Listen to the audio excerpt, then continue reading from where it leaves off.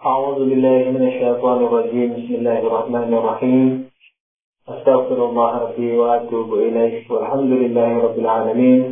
ثم الصلاة والسلام على أشرف الأنبياء والمرسلين حبيبنا وحبيب رب العالمين بالقاسم محمد وعلى آله الطيبين الطاهرين المعصومين المنتجبين.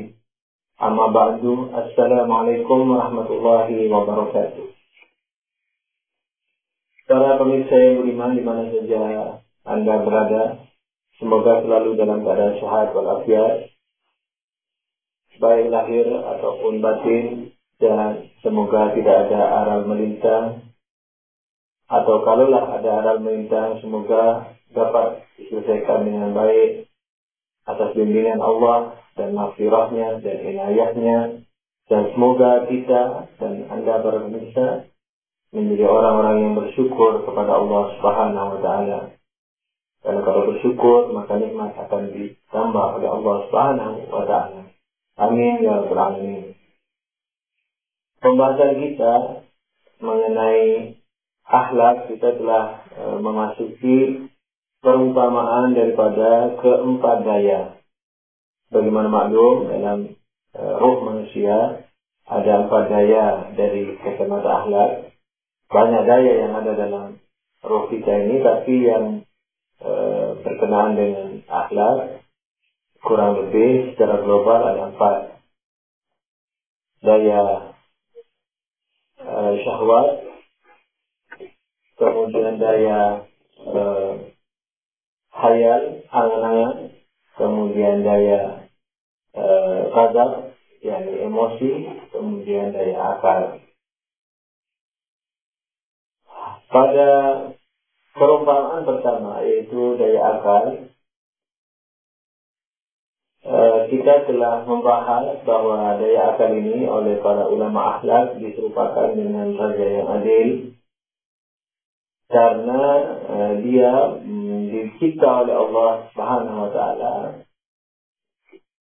supaya dapat mengurusi yang namanya tiga daya yang lainnya, sehingga tiga daya yang lainnya ini yang ibarat menteri-menterinya, yakni daya emosi dan daya angan-angan serta daya kelezatan, maka dari situ akan memerintah kepada pemerintahannya yang bernama badaniyah kita, yang akan terkejawantahkan melalui perbuatan kita.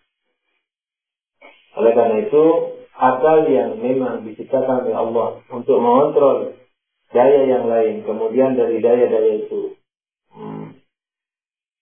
terlahirkan melalui perbuatan kita dalam setiap saat, dalam setiap hari, maka Allah yang mencipta akal untuk kerja itu di dalam peristilahan para ulama akhlak disebut sebagai raja yang adil. Tentu saja para pemirsa, raja ini akan menjadi raja yang adil manakala minimal memiliki dua syarat, yaitu yang pertama ilmu dan yang kedua adalah amal, konsekuen.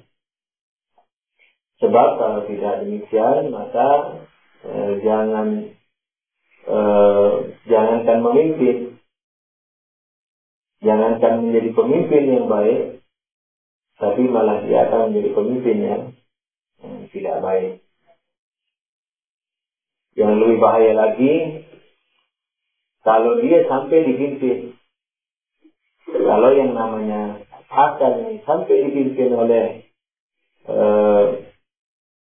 ghadab, emosi, syahwat, kelezatan, dan waham, angan-angan, maka na'udzubillah, manusia bukan hanya keluar daripada kemanusiaannya kemudian setara dengan binatang, tapi malah dia balhum adallu sabila, malah mereka ini akan lebih rendah dari binatang.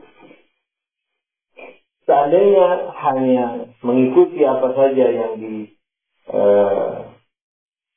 mengikuti seruan daripada tiga daya yang lain, tapi tidak sampai kepada pelanggaran-pelanggaran moral, dalam artian dia tidak melakukan kelebihan akhlak, yani ke akhlakul karimah mungkin tidak, tapi sekedar sesuai dengan fitrahiyahnya yang pertama, maka mungkin dia baru sejajar dengan binatang.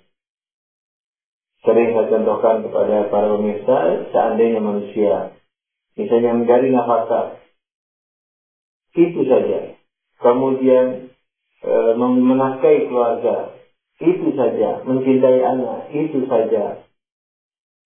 Maka dia itu bukan dikatakan sebagai manusia, tapi baru setara dengan misalnya binatang. Kenapa? Karena binatang juga orang tuanya mencarikan makan untuk anaknya, mencintai anaknya, dan melindungi keluarganya. Binatang juga demikian. Tapi insan akan memiliki nilai lebih daripada binatang, manakala dalam melakukan semua itu dia lakukan dengan dasar keimanan kepada Allah, dengan dasar ilmu, dengan dasar Islam, dan seterusnya. Walaupun memiliki rasa cinta dan tanggung jawab sebagaimana binatang yang lain, tapi memiliki dimensi yang lain yang berupa keimanan, akal, dasar pemikiran, agama, dan seterusnya.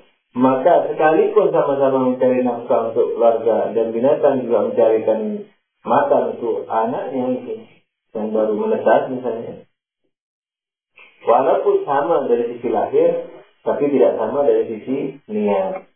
Maka itu kurang lebih hadis yang mengatakan innamal a'malu binniyat. Sesungguhnya perbuatan itu sesuai dengan niatnya.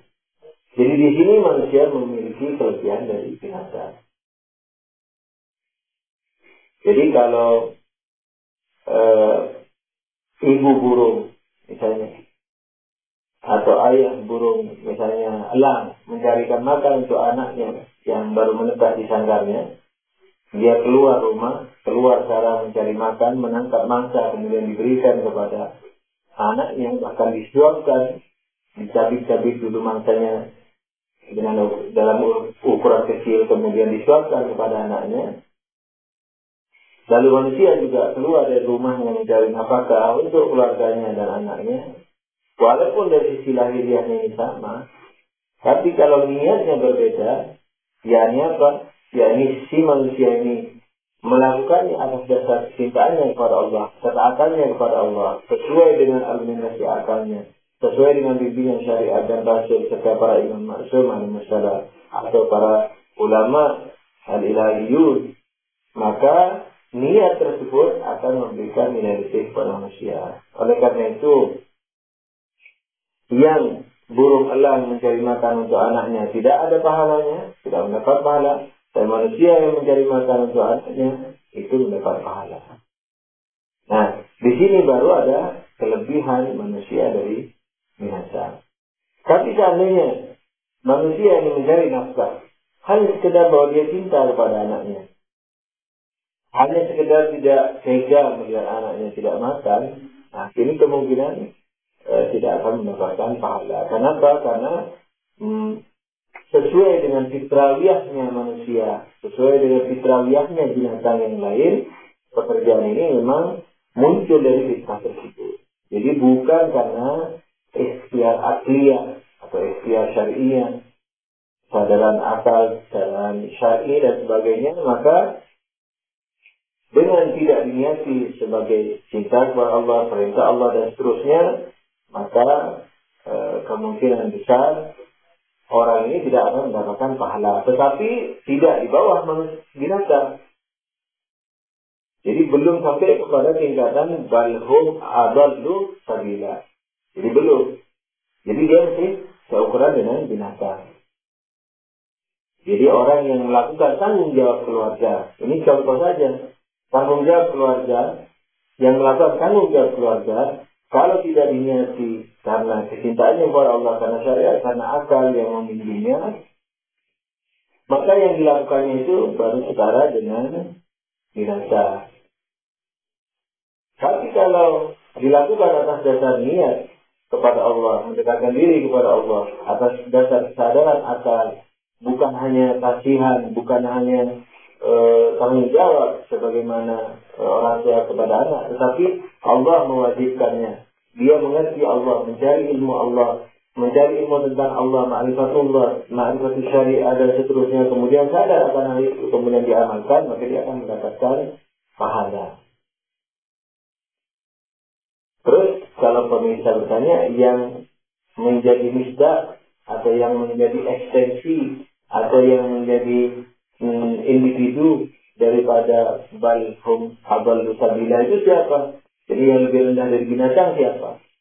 Sampai sekarang kan saya baru menerangkan bahwa manusia yang sekitar binatang dan manusia yang melebihi binatang. Sekarang yang lebih rendah dari binatang siapa? Yaitu manakala dalam contoh tadi, yaitu ketika orang tua tidak bertanggung jawab terhadap anaknya. Jadi ketika orang tua tidak bertanggung jawab terhadap anaknya, tidak menjadi nafkah untuk anaknya dan seterusnya, maka dia balhum adallu sabila.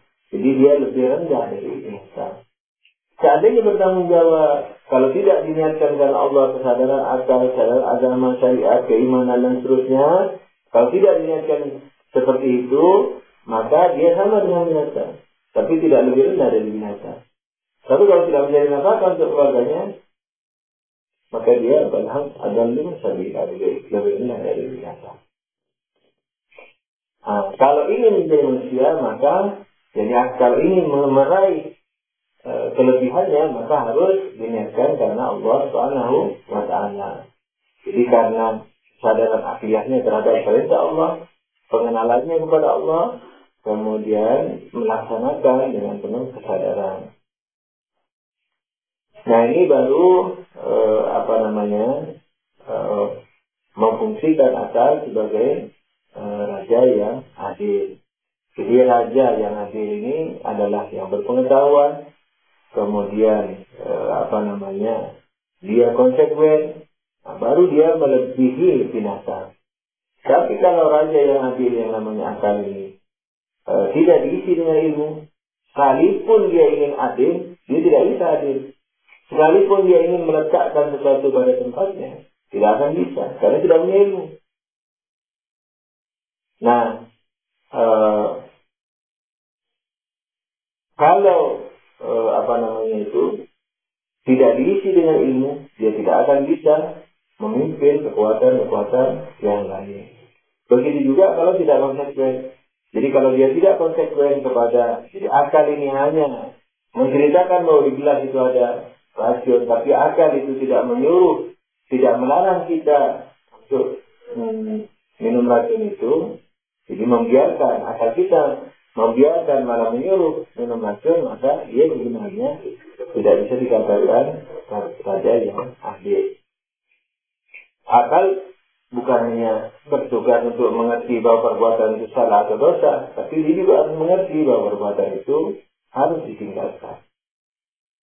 Nah, oleh karena itu para pemirsa, manusia tidaknya kita ini tergantung kepada si raja adil ini, tergantung kepada si akal ini. Jadi manakala kita tidak menggunakan akal tersebut, maka kita gambarannya manusia, tapi sebenarnya rohnya adalah binatang. Jadi kalau kita tidak melaksanakan, kita tidak mengisi akal ini dengan ilmu ini, dan tidak mengamalkan ilmu-ilmu tersebut, maka sangat mungkin wajah kita yang batin, rupa-rupa kita atau badan kita yang batin itu binatang. Karena pada hakikatnya kita binatang. Tapi kalau kita mengisinya dengan ilmu dan mempraktekannya dalam kehidupan seharian, maka kita akan menjadi atau mempertahankan atau mencapai yang namanya hakikat manusia. Walaupun hakikat manusia ini masih banyak derajatnya. Yang biasanya dalam globalnya, dalam tingkatan globalnya kurang lebih ada 1000 tingkatan. Itu pun masih sangat global. Jadi dari makam yang pertama sampai makam terakhir, secara global, insan kamil memiliki berapa? Bukan insan kamil, insan. Yang boleh dikata insan memiliki kurang lebih 1000 tingkatan. Di mana yang terakhir sebagai insan yang kamil, insan yang sempurna. Oleh karena itu, dalam logika dan filsafat, ketika dikatakan bahwa deskripsi atau spesifikasi daripada manusia adalah rasional, sementara rasional atau akal sudah dijelaskan terlebih dahulu sebelumnya, yaitu mengerti universal dan menyusun premis-premis, bisa menyusun premis, bisa mengetahui yang salah dan yang benar. Ketika para filosof dan para logikawan mengatakan bahwa diferensia manusia adalah pembeda manusia dari binatang atau makhluk yang lain adalah akalnya, maka artinya apa para pemirsa? Maka manakala pembeda ini tidak ada pada manusia atau tidak diwujudkan oleh manusia dalam dirinya, maka dia tidak bisa lagi disebut sebagai manusia pada hakikatnya begitu. Walaupun secara lahiriah dia tetap bisa dikatakan manusia karena badannya bisa bicara, kemudian bisa berpikir, sekalipun berpikir itu sebenarnya sudah dideteksi oleh 3 menteri. Dia sudah tidak bisa mengendalikan lagi 3 menterinya itu, yakni 3 daya. Nah, oleh karena itu dia sebenarnya bukan lagi manusia, tapi binatang. Jadi sejajar dengan binatang atau di bawah binatang. Kalau dalam contoh mencari nafkah, kalau dia masih mencari nafkah, sejajar dengan binatang. Kalau dia tidak mencari nafkah misalnya, itu rendah dari binatang. Kalau dia tidak maksiat, sekalipun tidak berniat karena taat, maka dia sejajar dengan binatang. Tapi kalau dia tidak maksiatnya itu karena kecintaan kepada Allah, maka dia dapat pahala. Kalau dia maksiat, maka lebih rendah dari binatang.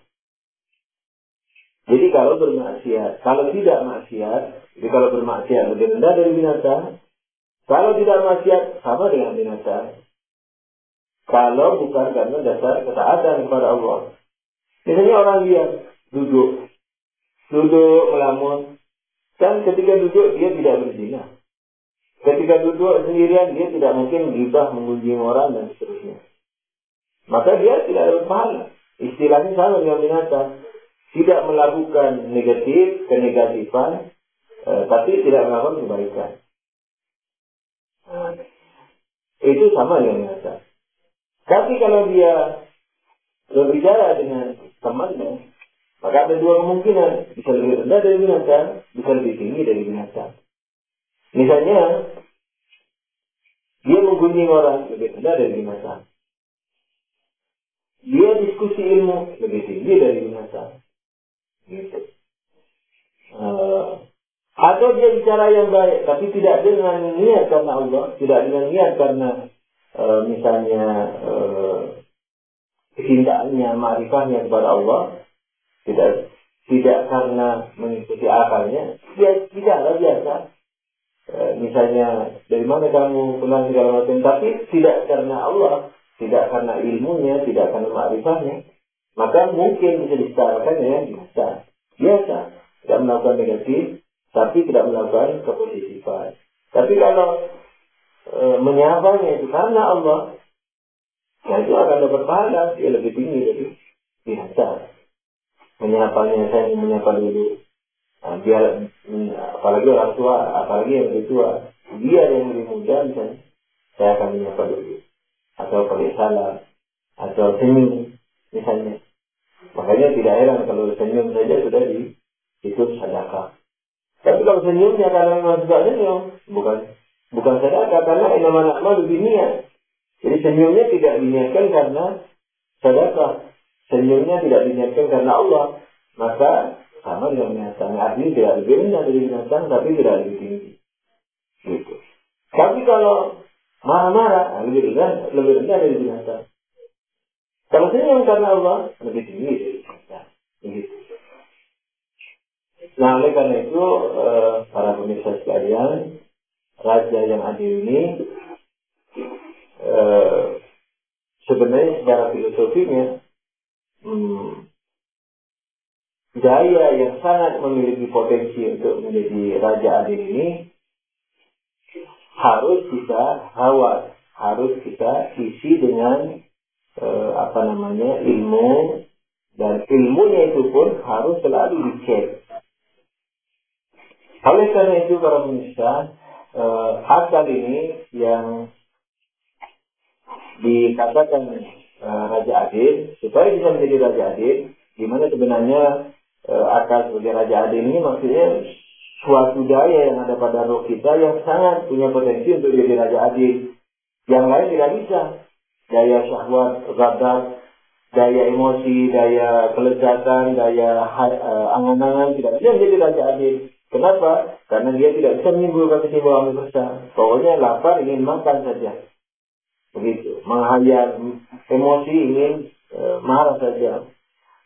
Menghancurkan saja. Tapi yang akal ini karena dia mampu menyimpulkan kesimbangan universal, kemudian menerapkannya kepada ekstensi-ekstensinya, yang dalam istilah premis mayor minor itu, jadi yang dalam istilah berargumentasi, maka dia bisa sangat punya potensi untuk menjadi raja yang adil. Nah, supaya menjadi raja yang adil, sekali lagi, dan semoga para pemirsa juga tidak lelah karena sering diperingati ini, karena di sini kuncinya. Yaitu apa? Sekali lagi harus diisi dengan ilmu dan konsekuen. Mengamalkan ilmu. Dan ilmu ini harus selalu dicek, harus selalu dibuka kesempatan untuk dikoreksi. Baik oleh dirinya atau oleh teman-temannya. Jangan sampai vakum. Sekalipun sudah merasa tahu. Begitu. Jadi harus selalu diuji, dikoreksi. Para pemirsa yang beriman di mana saja Anda berada, sebagaimana yang tadi telah dikatakan, bahwa ketika seseorang meninggalkan akal ini Raja Adil ini ditinggalkan, tidak diisi dengan ilmu, dan tidak diberikan atau tidak mengamalkan tanggung jawabnya, maka manusia sebenarnya secara hakikat dia sudah keluar dari hakikat manusia. Jadi yang sisa dari kemanusiaannya hanyalah badannya. Tapi hakikat dirinya, ruhnya, jiwanya di hadapan Allah, alhamdulillah, apa? Sebenarnya dia binatang. Apakah dia binatang sama dengan binatang atau adalun sabila atau lebih rendah dari binatang? Tapi kewujudan rohanianya dia adalah binatang. Oleh karena itu para ulama akhlak setelah mengumpamakan, menyimpulkan akal ini sebagai raja yang adil, mereka juga menyamakan, menyerupakan daya-daya yang lain dengan binatang. Misalnya daya emosi diserupakan dengan anjing. Nah, sebagaimana anjing pada tabiatnya dia suka menggonggong, misalnya dia manusia yang mengandalkan emosinya ini, yang sering emosi, yang sering menghina orang, sering menggonggong kasarnya, maka dia diserupakan dengan anjing. Dan insyaallah nanti kita akan bicarakan riwayatnya. Jadi ulama akhlak kita tidak sembarang memberikan perumpamaan, tetapi memang ada dasar riwayatnya, nakalnya, dan juga akhirnya. Dan insyaallah nanti di pertemuan berikutnya. Nah, penyerupaan ini yang untuk emosi diserupakan dengan anjing. Pernah ada seseorang, walaupun ini tidak bisa dijadikan dalil secara ilmiah karena perlu diteliti secara lebih mendalam, tapi bisa menjadi peringatan buat kita karena memang ada dasar ilmiahnya yang saya katakan tidak bisa dijadikan dasar keilmiahan itu kejadian pada yang akan saya sebutkan contohnya ini. Tapi penyerupaan ruh seseorang atau berubahnya ruh seseorang menjadi binatang itu ada dasar ilmiahnya, apakah filosofi atau riwayat. dalam sebuah cerita keluarga, dan ini cerita ini bukan diada-adakan, tetapi memang cerita yang yang terjadi dalam sejarah kehidupan manusia yang banyak ini. Salah satu sejarahnya yang terjadi adalah sebagaimana yang akan saya contohkan di sini, yaitu katakanlah ada seorang murabi atau seorang alim, seorang ulama yang juga mubalik dan seterusnya, yang dia ini setelah meninggal, anaknya memimpikannya dalam tidurnya. Jadi si anak bermimpi melihat ayahnya dalam wajah anjing. Alhamdulillah. Anak tersebut terkejut karena ayahnya termasuk katakanlah mubalik, alim, kemudian dikenal soleh. Maka dia terkejut, wahai ayah, Abah, mengapa wajah engkau menjadi anjing? Abahnya mengatakan, memang anakku, kurang lebih riwayat itu hikayah ini sedemikian, bahwa dia mengatakan memanglah aku ini punya satu kelemahan, yaitu saya suka marah kepada ibumu. Jadi mungkin si ayah ini dalam hal-hal lain dia sangat hati-hati dan lolos, alhamdulillah. Tapi dalam satu ini dia tidak lolos. Suka marah sama istrinya tanpa misalnya kebenaran, tanpa adanya alasan yang benar. Jadi salah benar, pokoknya gampang marah deh sama istrinya. Lalu si ayah mengatakan, anakku, saya berwajah anjing ini karena suka marah kepada ibumu. Jadi tolong mintakan ridho kepada ibumu untukku. Maka ketika anaknya bangun, dia datang kepada ibunya dan memintakan maaf kepada ibunya. Dan ibunya mengiyakan dalam artian bahwa ayahmu memang suka marah kepada aku, tapi aku diam. Jadi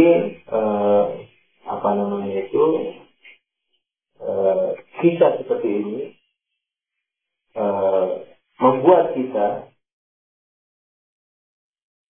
menjadi lebih meresapi terhadap apa yang diterangkan oleh agama dan oleh para ulama, sesuai dengan ayat, riwayat, sesuai dengan dalil akal, dengan filsafat dan seterusnya. Yang insyaallah dalam pertemuan berikutnya akan kita sambung lagi mengenai tajassudul amal. Jadi berupanya amal dalam kehidupan kita, insyaallah ta'ala. Tapi dalam cerita yang saya ceritakan itu, alhamdulillah, si istri yang ditinggal oleh suaminya itu memaafkan suaminya. Alhamdulillahirrahmanirrahim. Semoga kita juga bisa menjaga diri kita dari segala macam maksiat. Dan kalaulah masih ada yang keluputan atau masih istilahnya kita masih jatuh ke dalamnya, terutama yang berurusan dengan makhluk Allah, manusia, istri, anak. Nah, semoga kita juga bisa mendapatkan maaf mereka. Oleh karena itu, kita juga harus berani memaafkan orang mukmin, muslim, keluarga dan seterusnya. Karena memaafkan itu sekalipun dia berat, pahalanya besar, dan juga insyaallah kita akan disantuni oleh Allah, dimaafkan oleh Allah, diampuni Allah, dan insyaallah juga akan dimaafkan oleh keluarga kita, teman-teman kita yang mungkin sakit hati kepada kita. Semoga Allah selalu melindungi kita dari segala macam kesalahan dan dosa. Dan kalaulah masih jatuh, semoga kita diberi taufik oleh Allah untuk segera merubahnya dan bertaubat. dan semoga juga mendapatkan maaf Allah dan maaf daripada makhluk Allah. Amin ya rabbal alamin. Allahumma shalli ala Muhammadin wa alihi tahirin. Wabillahi taufiq wal hidayah. Wassalamualaikum warahmatullahi wabarakatuh.